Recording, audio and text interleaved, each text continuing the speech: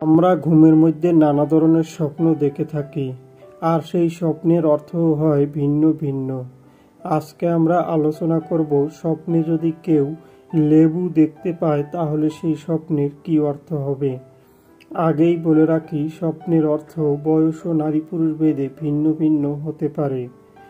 কেউ যদি স্বপ্নে লেবু গাছ দেখতে পায় তাহলে ওই ব্যক্তির ভাগ্য পরিবর্তন হবে। যদি কোনো ব্যক্তি স্বপ্নে দেখেন লেবুর শরবত খেতে, তাহলে ওই ব্যক্তির সুখের সময় আসবে বা ভালো সময় আসবে এমনটা বোঝায়।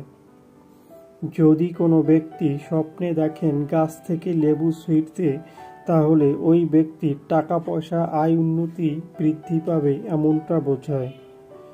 যদি কোনো ব্যক্তি স্বপ্নে দেখেন লেবু কাটতে, তাহলে ওই ব্যক্তির কারো সাথে কোনো ঝগড়া বিবাদ হতে পারে।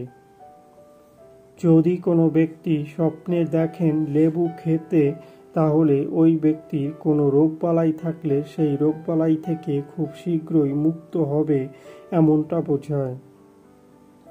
যদি কোনো ব্যক্তি স্বপ্নে দেখেন গাছ থেকে লেবু চুরি করতে, তাহলে ওই ব্যক্তি কোনো খারাপ মানুষের সঙ্গে মিশবে এমনটা বোঝায়।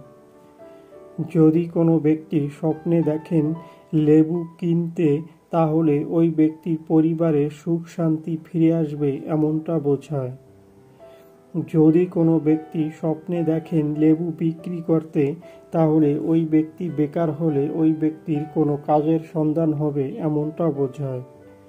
যারা যারা আমাদের ভিডিওটি দেখেছেন তাদেরকে অসংখ্য ধন্যবাদ। সবার কাছে অনুরোধ থাকবে, আমাদের চ্যানেলে নতুন হলে আমাদের চ্যানেলটি সাবস্ক্রাইব করে আমাদের পাশে থাকার জন্য।